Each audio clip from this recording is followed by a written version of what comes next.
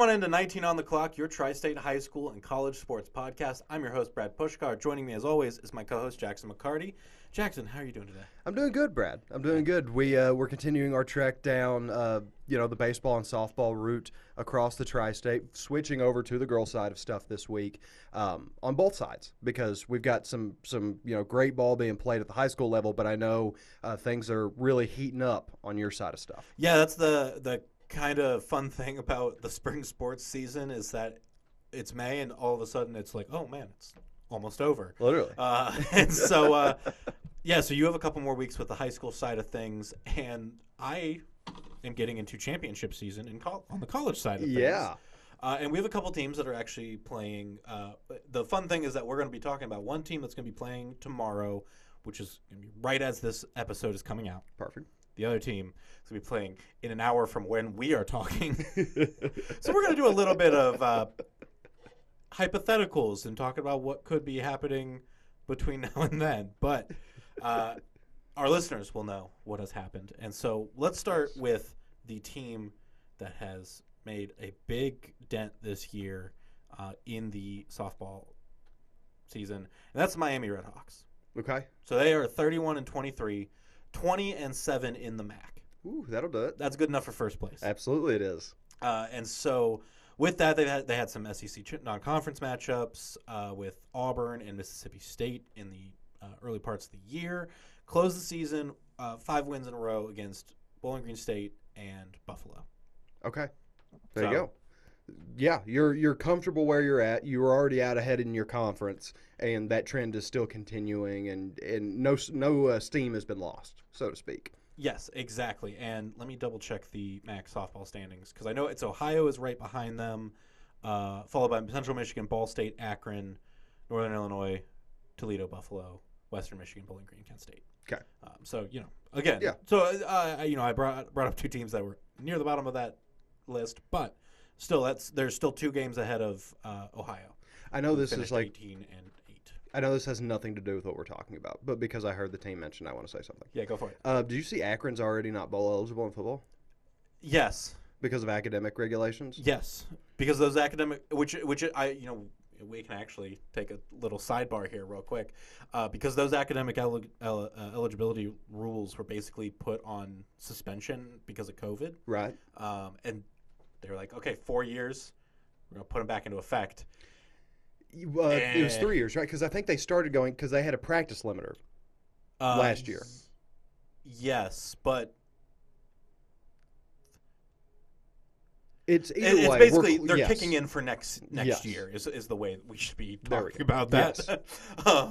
Yes. But yeah, it's which I didn't. I saw the whole thing was they were at a 915. And you got to have a 930. You have to have a 930, Yeah. and I didn't understand how that number was made. To be totally honest with you, From and this is by no means like an expert breakdown on the source topic, but from how I've gathered it, it is your GPA growth year over year as a collective from your athletes. So they have continued to trend downwards and are losing steam on their GPA and are they're not now, making requirements for the amount of high enough GPAs to field a team or to become bowl eligible. yes, and obviously, Akron was 4-8 last year. Right. Went 0-12 one year. I don't think recently. they've had a winning season in like over Their a last decade. bowl game was 2017 against Florida Really? Atlantic in the Boca Raton Bowl. That's earlier than I thought it would have been, to be perfectly honest with you. Yeah, that was with Terry Bowden. Oh, there you go. Excuse me. I should have known that. That's on me. But yeah, okay, yes. So it's the APR score, and Florida A&M, Missouri State, Murray State, and Utah Tech all received practice time Limitations. reductions for next season. Also, the FCS teams, Mississippi Valley State and Arkansas Pine Bluff, are ineligible for postseason play. Shout out UAPB. Yes, it's keeping athletes on track to stay eligible and graduate, and they did have those practice reductions already last year. So Right. Yeah, it's one of them ones where you knew it was coming down the pike. If I'm not mistaken, also the last team to lose bowl eligibility for APR was Idaho before they went to the Big Sky. Probably. So that also gives you a time period of it's a pretty way back when. It's a pretty unoccasional and I don't want to say unprecedented, but very scarce ordeal. Yes. I don't know the rules on if they can jump back up or like fix their number. I don't think they would be able to fix it for this year, but if you want to play a bowl game ever again, you got to fix it regardless. Start fixing it for next year and go from there. God, that's basically like a scholarship sanction because if you can't play a bowl game, that's going to scare a lot of recruits off. So they're obviously going to have to get on top of that. Yes, but and we'll see how that kind of goes. We will moving forward. There's your random. There's our random football sidebar for the day. But back to softball. Yes. Back to Miami. So I want to go over some. One of the cool things for Miami was that they have a few players who got some all MAC honors. Okay. They were also the players that I was going to talk about anyway. Perfect. Which is the nice thing. So the selection committee's right in line with Brad Pushcart. Yeah, they were like, oh, I can also read a stat chart and go from there. So looking at their bats, senior outfielder Shelby Kunkel is leading them at the plate. She got a second-team All-MAC honors, was Week 6 Player of the Week in the MAC. So she's been hitting a .378 average, 9 home runs, 38 RBIs, a .486 on-base percentage, and 18 stolen bases. Wow. Yes, and that if she is leading in stolen bases, if I am not mistaken. Leading team or leading the team. Okay. Yes. Well, that's just cherry on top. Leading the team in success is not in attempts. There you go. Well, perfect. So her rate's probably the best on the lineup as well. That at least over 3 or 4 attempts. Yeah. Good on her. And so she's kind of leading the charge for the Red Hawks. Yes. Who are some of those folks that are filling in the gaps and providing some more noise? Right behind her is second baseman Chloe Parks. Okay. She got first team All MAC honors. Great. .376 average, so 0.02 difference. Still great. 67 hits, 20 doubles, 39 RBIs, leading the team in hits and RBIs, which again one above Kunkel. Right. Only 15 strikeouts. Wow. Which I was like, that's really solid. That's every 4 is basically every 4 is a strikeout at that point.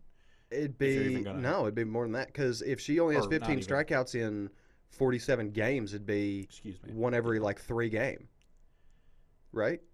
Yes, and I should also point out that it's 100 almost 180 at bats, so 1 in 10. Golly. And that's rounding up. Right. That's making my math really easy. Yes, that's it's really more 1 in like 11. 1 of 12 or something weird. Regardless, a phenomenal rate. Yes, that was one of those things where I was like, she doesn't have the scoring stats or big numbers where you're like, oh, she's got a ton of runs or things like that, but that's a kind of consistent hitting that sets up a team to do well. Yeah. And I think is huge for her in the long run there. And I can't speak to where Chloe bats in the lineup, but that is somebody that as soon as I hear it, I'm like, oh, I want that person leading off.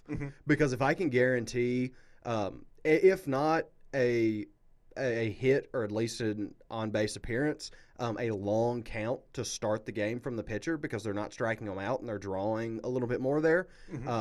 I'm taking that every single time I can get it. Yes, and then the third batter that I wanted to talk about was catcher McKenna Campbell. She's a sophomore, first year senior, so you had 2 more years with McKenna here. Yeah. Second team All MAC, .347 average. Okay. 52 hits, 31 RBIs. But the big thing with her is that she is huge on the field, not just at the plate. Well, at the plate as well. Naturally. Just a different angle of the plate. She caught 12 runners stealing this year. Great. As well as has, according to the Miami University stats book, 301 putouts. Yes. Which part of that includes catching the strikeout balls, and there are a lot of strikeouts that the pitchers were throwing. Naturally. And so that helps it a little bit, but still there's really strong that's a gold glove contribution. Number. That's a gold glove number for especially college softball. Like that's going to be, and at the game total that she played, the value, and it's hard to really encapsulate how valuable fielding is today, especially not at the major league level, because stat tracking is obviously just scales back the lower level you get. But that does a really good job of quantifying just how important she's been, not just with her bat but with her glove. Yeah, and it's like we always talk about those advanced statistics stuff, Moneyball type things. Absolutely, are helpful, but and I think once you learn how they contextualize the game, it's like, oh yeah, that's really nice. That's really nice to see on a team. And then I was going to give a shout out to the pitcher, sophomore Madeline Reeves. She is a first team All MAC. As a sophomore. There 21-10 is her record. 3.27 ERA. Okay. 202 strikeouts, and was the Week 6 Player of the Week, along with Kunkel. Golly. So. Yeah, the great strikeout rate, wins pretty much every time. I know 20. What'd you say? 21-10. 21-10. Yeah. Okay, so well, I say pretty much every time. That's still over 67%. You're pretty much at 70% there on your win rate. Yep. And sounds like she's been out there for 3/4 of the games that they've played, or at least has a finish in 3/4 of the games that they played. So, yeah, you really can't ask for too much more than that, especially at the collegiate level. Again, no, that was one of those things where I was like, oh, sophomore and doing that well, like great. She's gonna have one of those, like a high 1 ERA at some point in her career, I think. Yeah, you think? I think I could see that. I'm willing to say that into the ether, and then somebody make fun of me when that doesn't happen. As I say, 2 years from now, we'll be sitting here and we're just like, yeah, so about that one. Yeah, when she's hovering around a 2.40, and we're like, well, it's not a high 1, you know. There's your receipt for you for the day. But one more award that I wanted to give a shout out to was the head coach, Mandy Gardner Colgate, got co-coach of the year with Ohio's coach. Sweet. In first and second. Again, 20 wins in conference is huge. Massive. And that's just a really good accomplishment. And congratulations to all of them for these awards and things like that. Well, yeah, and you split that award, but assuming you put away the conference tournament and you make some noise here, thereafter, that is an individualized award. You know what I mean? Yeah, and I should also mention that Chloe Parks, the second baseman, won the Nan Harvey Award, which is also kind of a community. It's like Walter Payton Man of the Year. Yeah, a little bit. It's kind of like, hey, she is a really good player and is doing a lot of, because she got first team. Yeah, it's a do-gooder award. But also talked about how she has been helping with a lot of youth travel teams in Indianapolis, volunteers around Oxford, Hamilton, and it works at a vaccine clinic. Oh, wow, yeah. In Hamilton here. Yeah. So, I mean, it's a miracle she finds the time to be as good at softball as she does. I know, and if I'm not mistaken, she's a nursing major, which is another. Yeah, she's a nursing major who has 12 clinical hours. God bless. Just like. So cool. Yeah, she doesn't sleep, but she does quite literally everything else that's you can imagine. Yes, and so they are going to be playing Thursday at noon, facing off with Ball State or Akron. Okay. It's going to be the winner of that game. And you said that one's tonight? That is tomorrow night. This game is tomorrow. Okay. The Miami's first game is tomorrow. The Ball State Akron game is today. Okay. As we are talking, so it'll be yesterday for the listeners at home. But they're playing at Firestone Stadium in Cleveland, which is like the non-affiliated stadium up there, basically. Right. So if Miami wins, they'll play at noon on Friday. If they lose, they'll play at 2:30 on Friday, no matter what. Because it is a double elimination tournament, so everybody gets a second chance. Which those confuse me, but they're probably the right way to do it. And I think, especially in a baseball, setting, it's why they play don't they do best of threes in College World Series and things like that? Yeah. It's why the World Series is best of sevens, things like that. I love a round robin. Yeah. But it's not really that feasible in baseball. No. And I think also, especially when you have with how big the NCAA is with a lot of these conferences, doing a double elimination makes more sense, where it's kind of like, well, you win to get the basically the honor to not have to play the same day. Right. Things like that. Because if, say, Ball State loses to Akron, Ball State's going to play that same day. and they could lose both games and be out entirely, stuff like that. Right. Have to go home on less rest. Yes, exactly. So keep an eye out on that. I believe a lot of those games are being streamed through like ESPN Plus and stuff like that. Yeah. Moving on to our other big team that's competing in a tournament locally is Northern Kentucky. Mm-hmm. They're 22-25. The Norse. 12-10 in the Horizon League. Fifth seed in the tournament.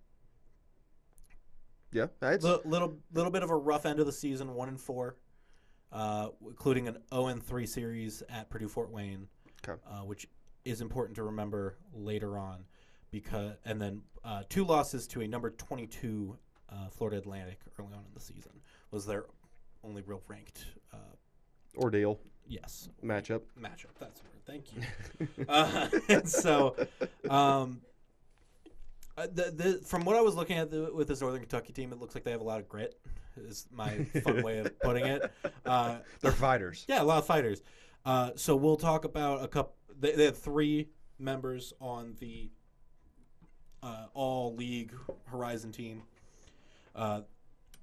First off is right fielder senior Olivia Paston. She was on the second team. .34 average, 15 doubles, 7 home runs, 42 RBIs, leads the team. And had a walk-off grand slam to beat Youngstown State this last weekend on Friday. Wow. Yeah. Okay, there you go. Well, speaking of grit, Now, when I saw that headline, I was like, "Oh, walk-off grand slam, yes, please, yes, please." Thank you. Beautiful. Make it easy on me. So yeah, been a big hitter for them this year. Yeah. I also wanted to then talk about kind of their second biggest hitter is a freshman. Oh, wow. Outfielder Campbell, I want to say Beatty. Beatty. Beatty. Yes, that's correct. Yeah. Also made Horizon second team. Is a West Claremont grad. Oh, right on. So local girl. Ties to the Wolves. 319 average. Sorry. You just always go, and I'm like, .319 batting average, 21 RBIs, 46 hits, a .407 on base plus slugging, and went 6 or 7 on stolen bases this year. There you go. And so, as a freshman, huge, massive. I was like, oh, cool. So she's gonna be circling back to it. like the picture we were talking about at Miami. Like those numbers are just going to get more and more gaudy. By the time that we're finished with those, they might look a lot like some of the high school numbers that I get to present. Yeah. Because that's an unprecedented kind of start. Like that's big time. Yeah, and that's what you want to see from freshmen that are like, I'm ready to compete. The only concern that runs into is the transfers. Yeah, absolutely. But you'd rather have talent that people want than to not have to worry about anybody getting transferred on because like that fear means you did something right. Yeah, absolutely. And then last batter I wanted to shout out was Stella Wolker. She's senior left fielder, made the second team as well. Hit .542 in the last 9 games. Okay. Whoa. Just below .3 average, .296 over the season. Had a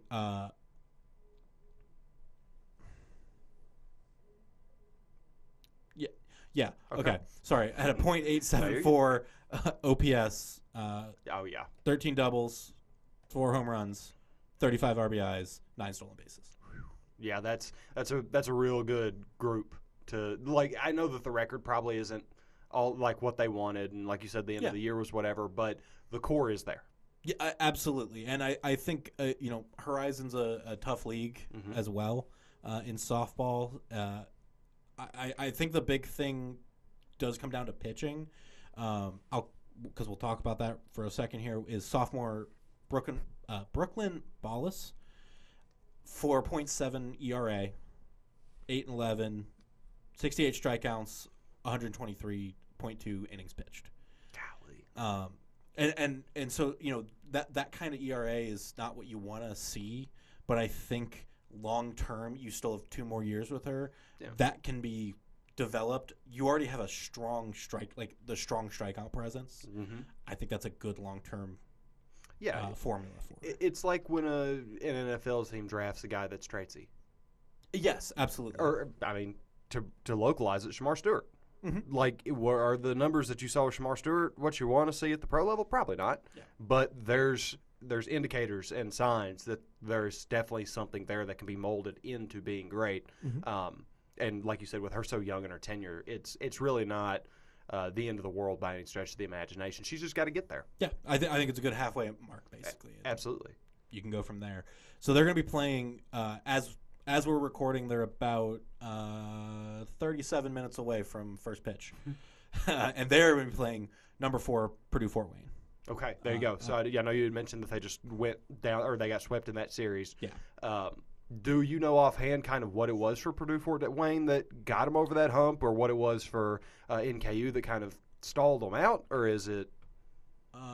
Give me one. Yeah. Ask one more question about those games, and I'll. Because my big thing is just like with NKU. Obviously, we don't get to do just a ton of coverage like the football and the basketball side of stuff. So, gleaning as much as we can from the stat sheet and where things went wrong, if it's a correctable thing. Like, if they dropped all of those games by or let up 6-7 runs in each of them, that's therein lies the issue. So first game. Yep. On Friday, 9-8.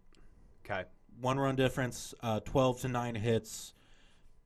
It's just skimming it real fast. Of course, is honestly only 6 players left on base over the it's not bad. 7 innings. Is not bad. Well, and that works out to what, like 5-ish walks/errors.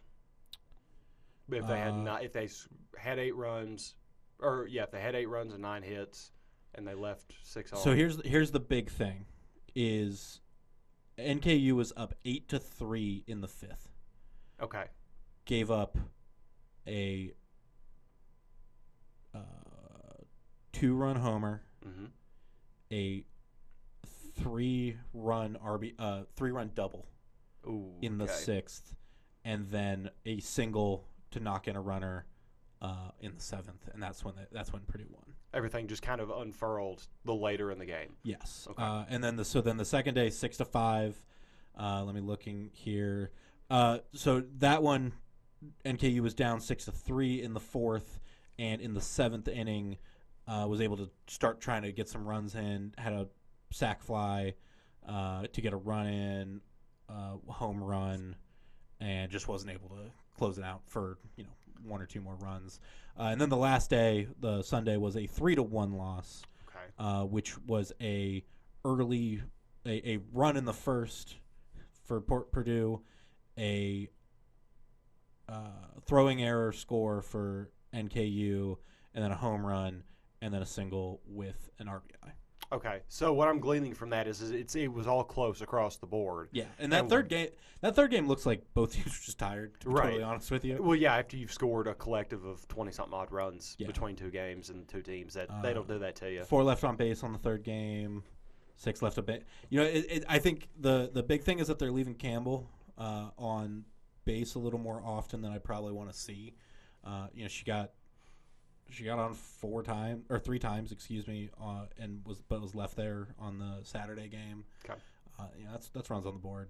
That's the difference between 6-5 and 7-6. Well, and the clutch gene needs to come out a little bit more. You blew the lead on the game 1. You almost caused a chain reaction to get that back on game 2, and then like you said, game 3 was just tired. You can kind of throw that out the window a little bit. So.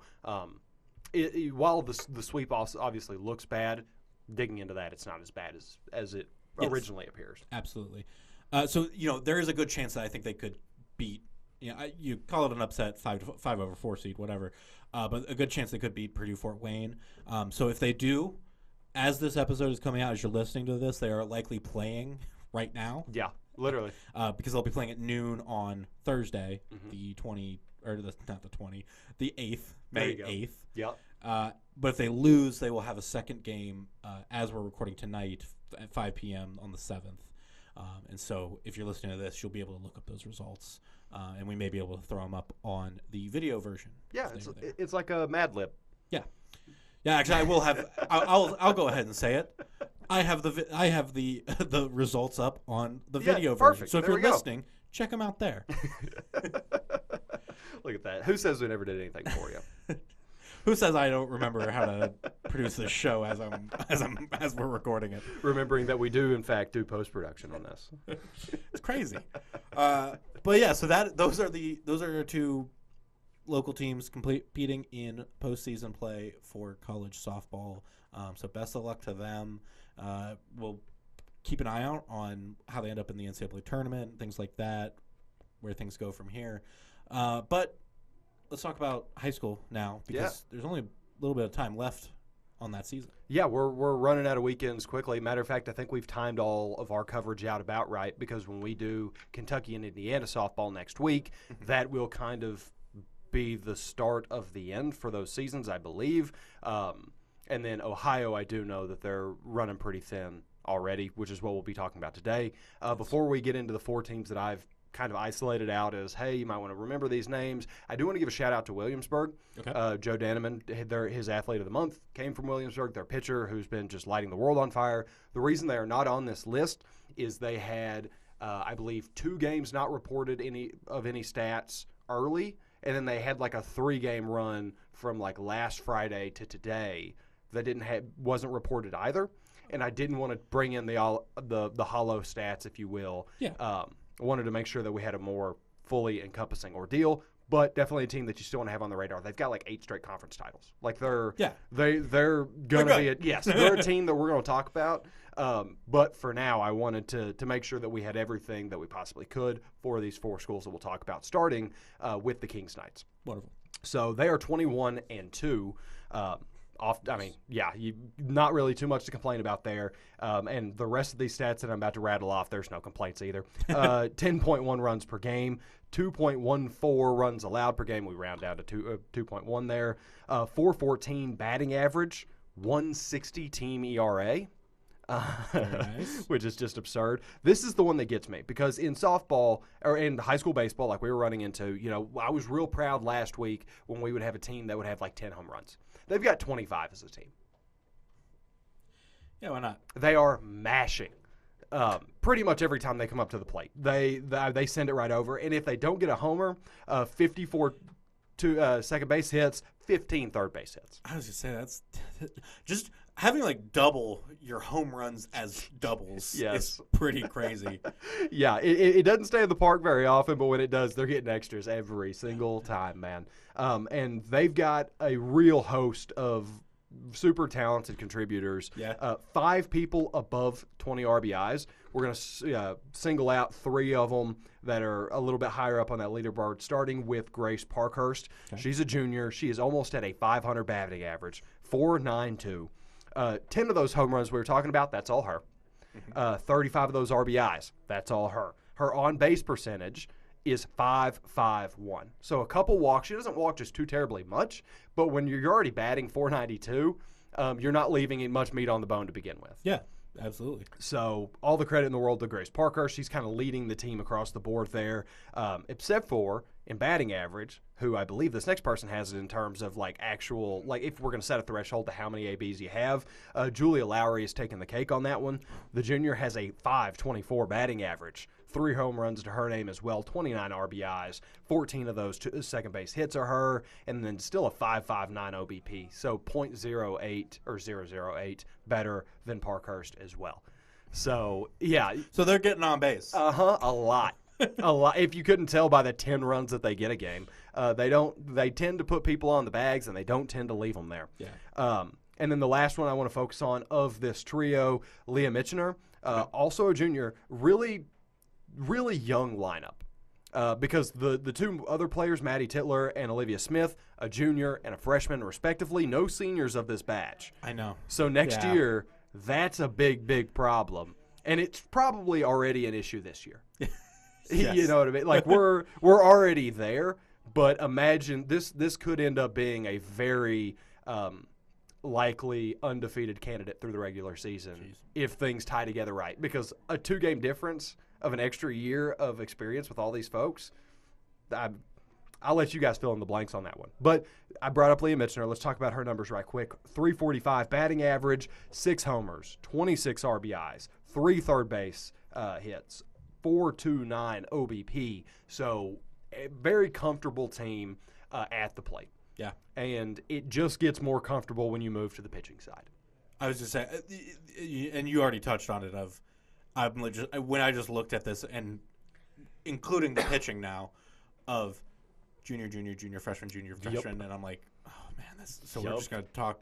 Like, I could just go ahead and save this as a copy, literally date it for next year, and put 26 on it, and you'll be like, yeah, I'm just gonna read these stats off. I tell you what, after the podcast, after we're done recording here, I'll go grab a Sharpie. We'll write it on that wall right there, and just so that way we cannot forget it. Because we're gonna be talking about Kings next year as well. Jeez, But go ahead pitching. Yeah, the Neely McAnally, or McElhaney. It's the Always Sunny guy's last name. McElhaney. I get that messes with me, but I've she's got 71.2 IP, 1.47 ERA, 10-2, 100 strikeouts. So, it's an absurd rate, and she obviously is kind of leading the charge. But right behind her, freshman Alexis Farah. You've got two aces sitting in the hole. Which just isn't normally possible for high school softball. 43.1 innings pitched for Alexis, 2.26 ERA, 7-0, 59 strikeouts. So again, the rate is still really good there, like well over one an inning. It's and if you kind of look at it too, it's almost like Alexis is playing half of Neely's time in a way. It still is like averaging the same amount of strikeouts. Yeah. I think if she had 71 innings pitched, she would also be close to 100 strikeouts. Absolutely, she would be. But yeah, so even whenever you have to take Neely out, you've got Alexis right there behind her. Or if Alexis is starting that game, Neely's coming in after. Yeah. It's a very good place to be, especially when you have the bats to cover. So watch out for Kings because they are a big old problem. And they're not the only problem in the ECC this year. I was going to say, do they feel like your favorite in the ECC, or does this next team have what it takes to kind of upset them? There is one specific player that scares the life out of me from Lebanon. If I was – there you go. You just saw it. Just wait a second, Ella Tubner. We'll get there. But it is horrifying. Video game, just unreal numbers. But I would say as a unit, I am rolling with Kings. I trust them a little bit more. I think their pitching is a little bit more developed as well. Sure. But that is not to say Lebanon can't put up a fight here. We'll quickly run through some numbers for them. 19-4, just a shade under 10 runs around. It's 9.96. Let's round 10. it up. Yep. So 2.69 runs allowed per game. They do have a higher batting average than Kings has. They have a 4.21 relative to a 4.14. Their ERA is a little higher though, 2.62. Still got 8 home runs, 11 third bases, 42 baggers. They're doing well for themselves for sure. All right, now let's talk about Ella Tubner. Last week I outsourced I don't remember the player's name, unfortunately, but I did outsource a line because it was so crazy that I wanted to hear somebody else say it, and I'm going to go back to that bit this week. Oh, yeah. So read me Ella Tubner's stat line there, Brad. It's like outsource. I got Ella Tubner, a senior with a .651 batting average, 8 home runs, 50 RBIs, 2 triples, and a .711 on-base percentage. Now, Brad, let me ask you a question. Are those numbers good enough? Yeah. a batting average in the 6s, dude. That is fictional. I legitimately triple check that number. That's actually insane. It is. It's one of those ones where I'm like, you had to have messed up somewhere. Right. Well, and that's the thing, because with these, the high school stat pages, on the Ohio side, you can't sort by category, so you have to follow down the RBI line to see who's leading in whatever category.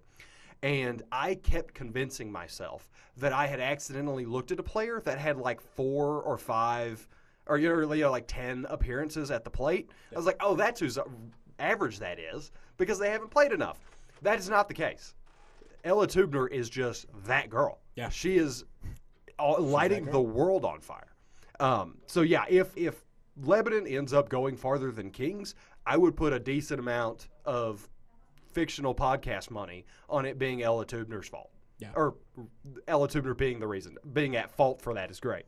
But she's not alone in the venture here. Sophia Scheidler, I believe I've got that right, junior, 553 batting average, 46 RBIs on her own, 10 second base hits, 5.68 OBP.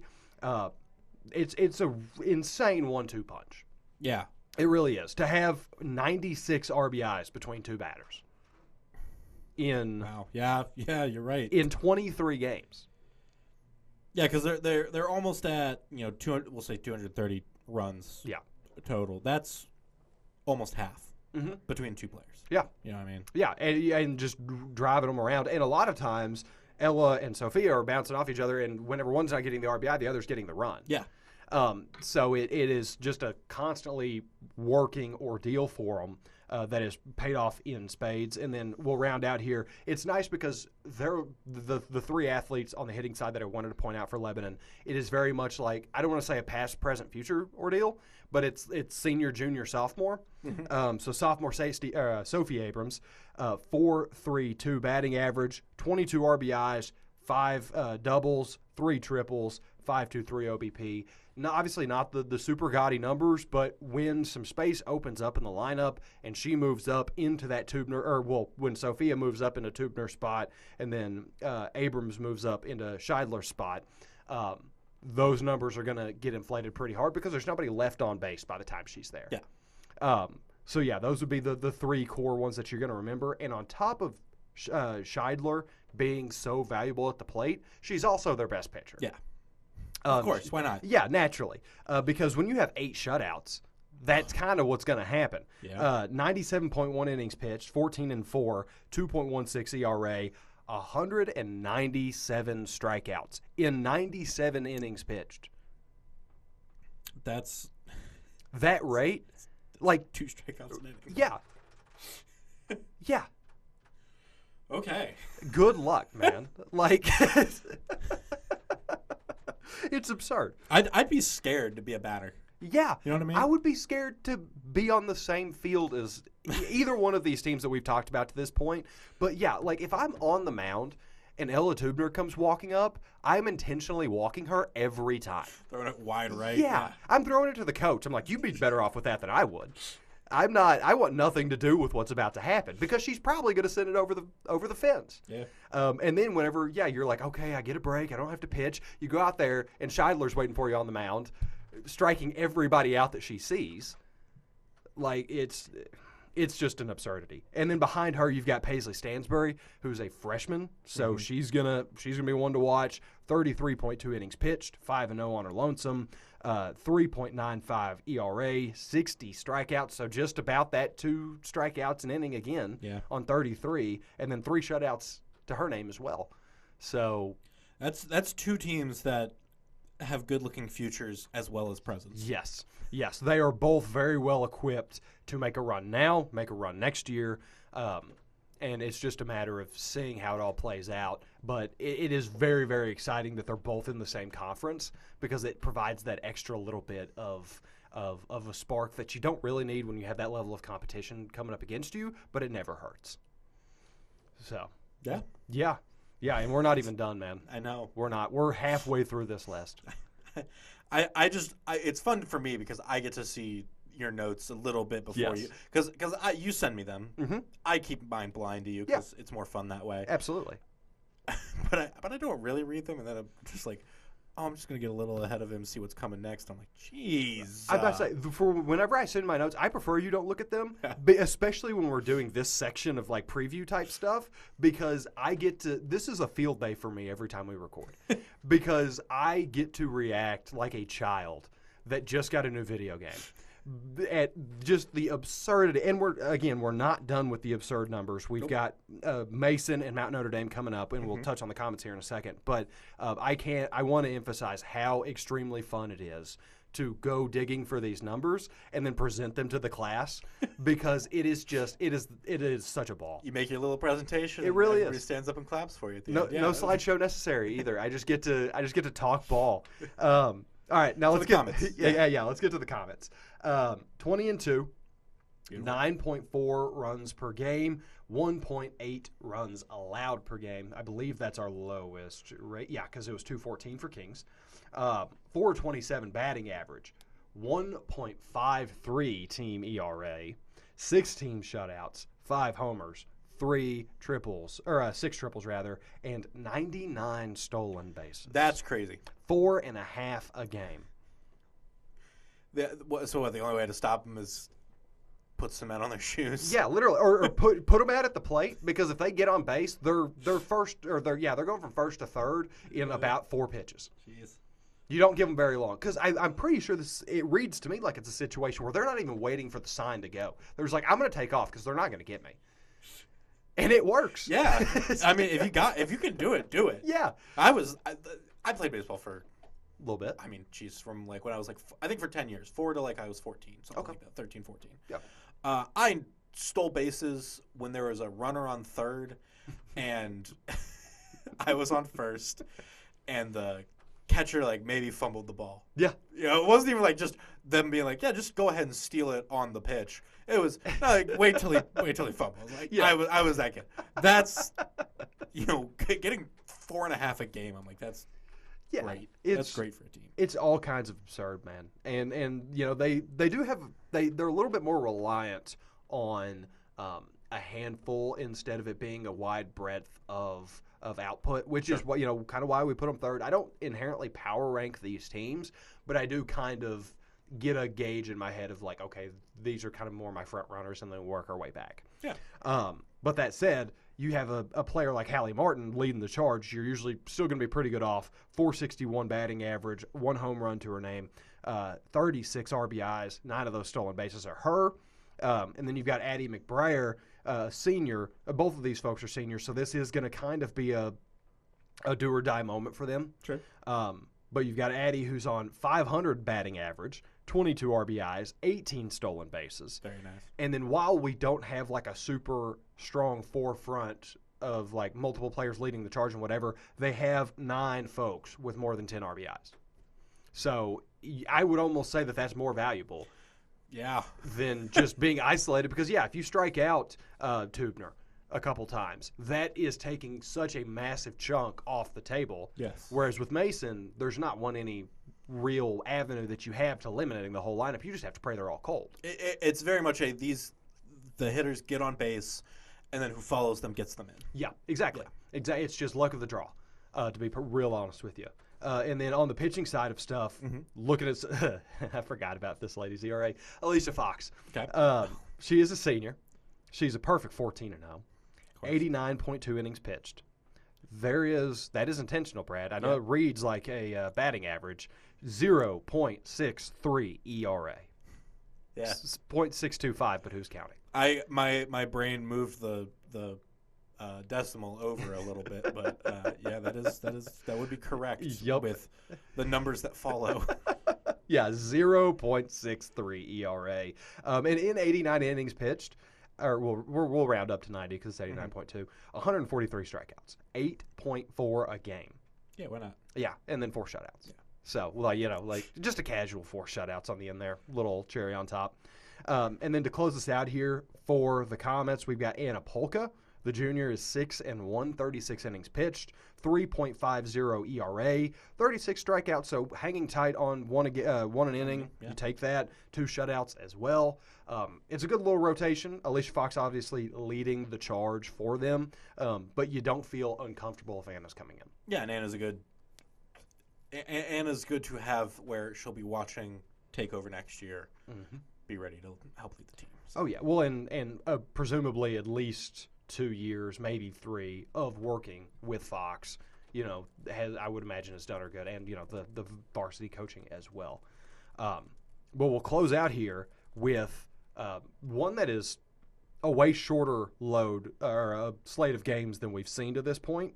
Mount Notre Dame, the Cougars, they are 12-4 now. I do know they had a game against Lakota East last night that I forgot. I'll check for you now if you want to. Please keep going. Because right now they are 12-4, like I said, and then these numbers: 6.9 runs per game, 4.25 runs allowed per game. So kind of a closer window, but still holding pretty comfortable. .361 batting average, 2.78 ERA. Here's where I kind of got drawn in. 13 home runs in presumably 17 games here is massive. 7 triples, 44 stolen bases across, again, 16 or 17. So you're on a phenomenal clip there. Just a shade under 4 a game. Yeah, that's very nice. Any luck with the Mount Notre Dame stuff? No. It almost looks like it doesn't exist according to Max Preps. Hold on, I got you. Because you can't use Max Preps hardly ever, so you have to go to like the individualized. What in the world? Okay, so it was a thing last night. I remember it being a thing, but now it just says their Monday game that they won 11-3 against Baden was their last one, and they don't play till Thursday against Taylor. So ignore the Lakota East comment, I guess, or maybe I'm going insane. Lakota East still has it listed on their schedule on their varsity softball on their website, but does not have a score. Okay. And has them playing Hamilton tonight. Okay. So yeah, there you go. It wasn't reported because it didn't happen. Yeah, apparently not. Or if it did happen, it was like a scrimmage or an exhibition or something that we don't count here. All right, so let's talk about a couple of the players that you got to keep your eyes on. Grace Pitzer is the forefront draw here. She's a senior, .538 batting average, 6 home runs, 19 RBIs, 3 triples in 16 games. Having more RBIs than games is always one of those I'm like, whoa. Yes. And she's doing it pretty comfortably. And then right behind her, you've got McKenna Manley, another senior, .473 batting average, 5 home runs, 17 RBIs. So very, very talented duo there. And then from the mound, Audrey Gildy is the way I'm going to go with. I apologize if I'm saying that wrong. Another to add to our collection of seniors. 98.1 innings pitched, 12-3. So she's out there pretty much every game. 1.99 ERA, and then 108 strikeouts, so over 1 an inning, cleaning up, staying under 2 ERA.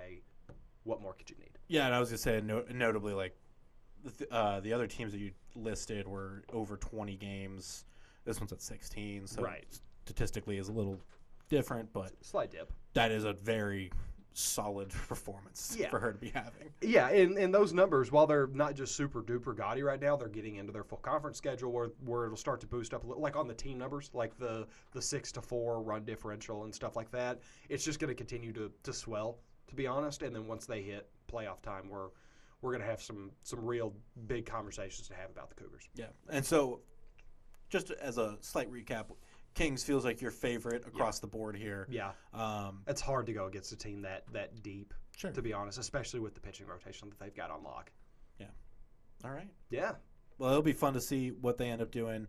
Like you said, you have Kentucky and Indiana softball we'll be talking about next week. And on my end, we'll be talking about some other stuff as well. Yes. And we'll figure that out before next Wednesday. That's a phenomenal tease. Yeah, thank you. It's my fun thing of I've got ideas. I don't know which one's going to come through, and I don't want to commit to it just yet. And that's the beauty of this podcast. We've been given so much free reign to handle this as we please that the world's really just our oyster, isn't it? College and high school sports is our oyster. Yes, it is. There we go. Boom. And speaking of oysters, what? You can find all of our episodes. And speaking of oysters, yeah, the oyster of our because we are the pearl of the pearls. Yeah, there we go. The Fox 19 Roku app, of course.